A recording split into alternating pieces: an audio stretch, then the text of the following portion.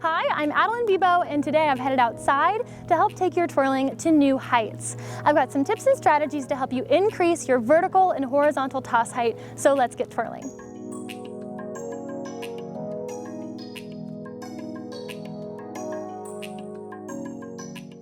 We're going to start today with vertical tosses, and the key to beginning increasing your toss height all starts with a successful prep.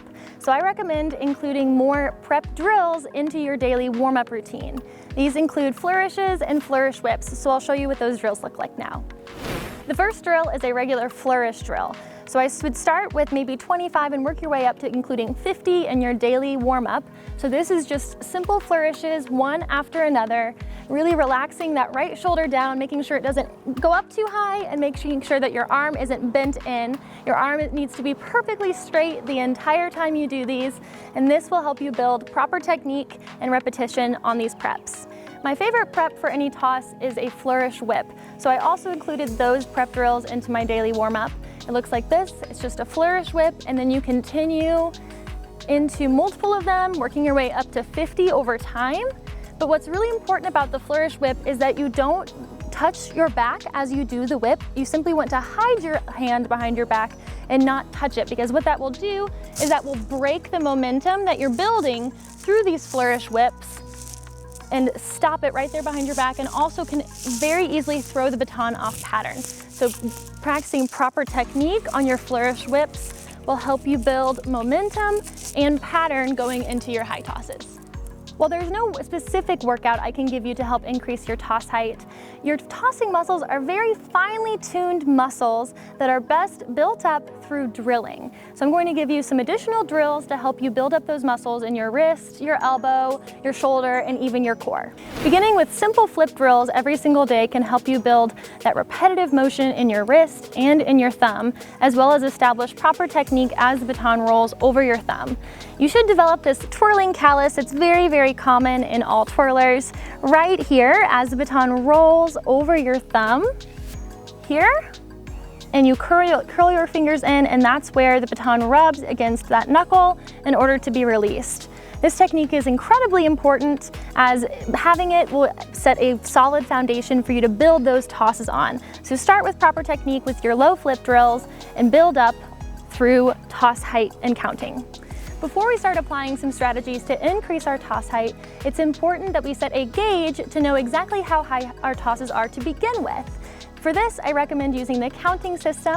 I either count out loud at a consistent pace, or I find a metronome app on my phone that helps me stay consistent. That way I don't speed it up as I'm tossing. But for this, you begin with count 1 as your release, and you count how long it's in the air to the reception. So it would be 1, 2, 3, 4, 5. So that would be a 5 count toss. And if that's our baseline, our goal is to work up to 6, 7, and 8 count tosses.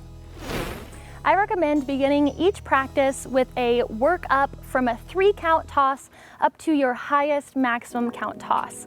So for this, we would go 1, 2, catch 3, 1, 2, 3, catch 4, all the way up to your absolute maximum. For me, that's about a 9 or a 10 without consistent drilling. To further challenge myself, I would only count the tosses that you don't have to run and catch, because it might be great to have higher tosses, but if they're not in control and the placement is bad, they're really not worth much. So I usually play a game where I make my feet glued to the ground, and no matter what, I can't move my feet. So I practice my tosses straight up and straight down without moving my feet. So that one I had to step back, so it wouldn't count toward my total tosses for the day. While this builds your arm strength, which is great, controlling that placement is incredibly important if you want to start incorporating elements underneath the baton. If you're still having trouble, or if the baton is always going too far out, I recommend that you find a tall wall to toss against. This will also help your pattern of the baton and help you correct to bring the baton in closer. Fixing your posture can fix so many of these issues as well. Making sure that your shoulders are square to the front, right over your hips, not leaning too far forward or too far back. As soon as you lean forward, the baton will try to avoid your face, hopefully, and it will be pushed out and away from you. Or if you're leaning back a little bit, that's when the baton has a tendency to go behind you. So having your shoulders stacked right on top of your hips is so important to perfect toss placement. My footwork on these tosses with the prep is with my right foot starting pointed and forward As we begin, you're gonna pull up in your flourish, and as I flourish, even if I do or don't have a whip, I step up at the same time. So I'm going to pull up, be all the way on my toes by the time I finish my flourish so that I'm nice and stationary for the toss. As you begin incorporating these drills into your daily practice, if you find that your arm begins to wear out before you reach that 50 or 100 mark, that's okay. Stop when you're worn out. Otherwise, if you're like me, you begin using your upper body more or begin jumping on your toss, which can ingrain further bad habits instead of helping you drill positive ones that help you increase your toss height. So as soon as you feel yourself really wearing out, it's time to stop. The catch is just as important as the toss because, as we all know, if you toss something that you can't catch, there's not really any purpose to it. So my strategy for you to better catch the baton every time is to spot the middle of the baton with laser-like focus. So really spot it the entire time it's in the air. That will allow your brain to do all of the internal physics necessary to reach your hand in and catch it at the optimum moment. So now that we've established the drills, it's time to dive in a little bit deeper on those strategies to help you increase your toss height along the way. The first of which is the most important in my mind. It's been the most helpful throughout my career to help me increase my toss height, and it's breathing out on your releases. So to do this, I begin with my setup and I breathe in and I breathe out as I toss the baton, and it looks like this.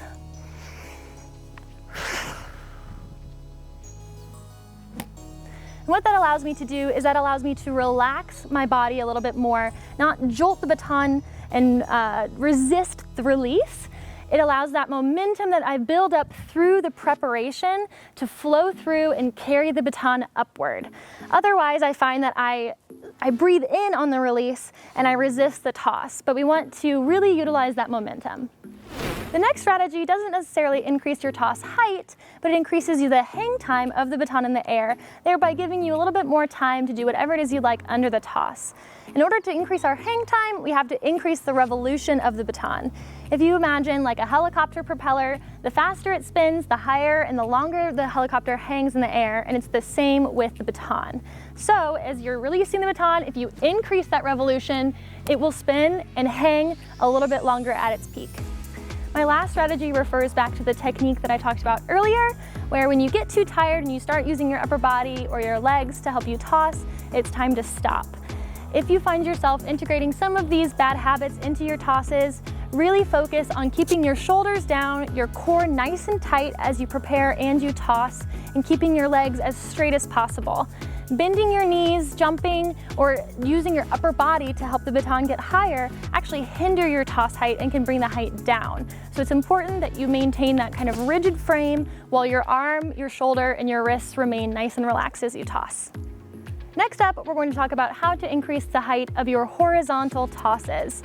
Many of the strategies I talked about for vertical tosses also apply to horizontals, but there are a couple key changes that you need to make in order to help these get a little bit higher.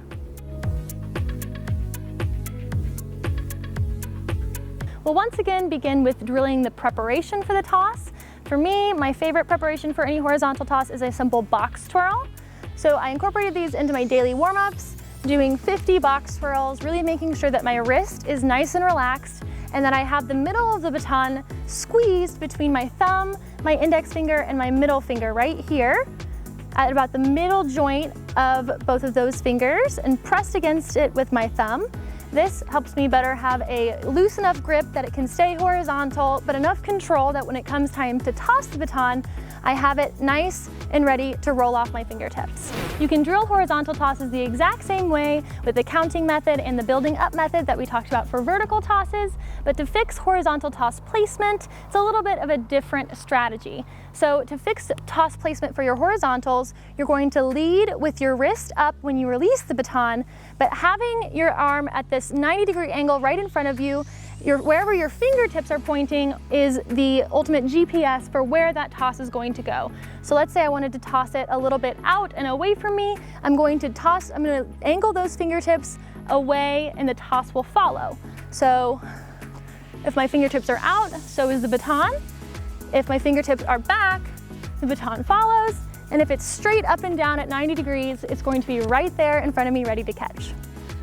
For me, I found that the timing of my feet really impacts my horizontal toss placement and height.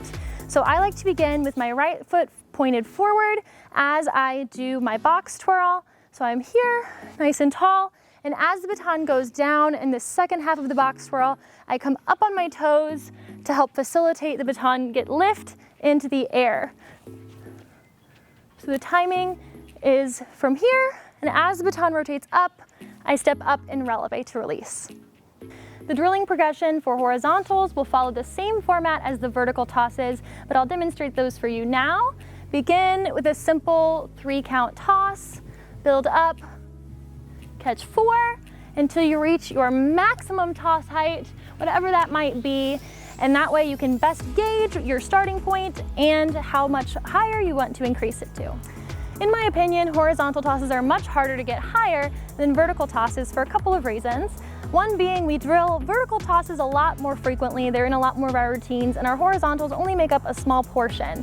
That and many of us are dominant on our right hands, and many of our horizontals happen on our left. So it's important that you spend equal time drilling the horizontals as you do verticals to help them increase alongside the vertical tosses. Some strategies that are specific to the horizontal toss that will help you increase your toss height include rotating your palm over faster, really making sure that you push under the toss with that middle finger leading the direction and the revolution of the baton, and turning that wrist over as fast as possible to increase that revolution, to increase that hang time like we talked about with the vertical tosses. Really making sure that that left shoulder stays nice and down and doesn't lift with the toss itself can really be helpful in making sure that it stays in pattern and right where you want it. Otherwise, lifting your arm with the baton can slow down the revolution and stop the momentum.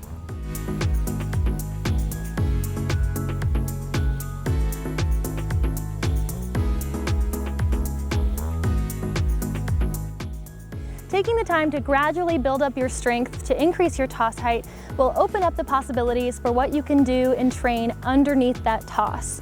So I hope these tips and tricks were helpful to you. If they were, be sure to like, subscribe, and comment below to let me know what you need help with next. And until next time, work hard and be bold.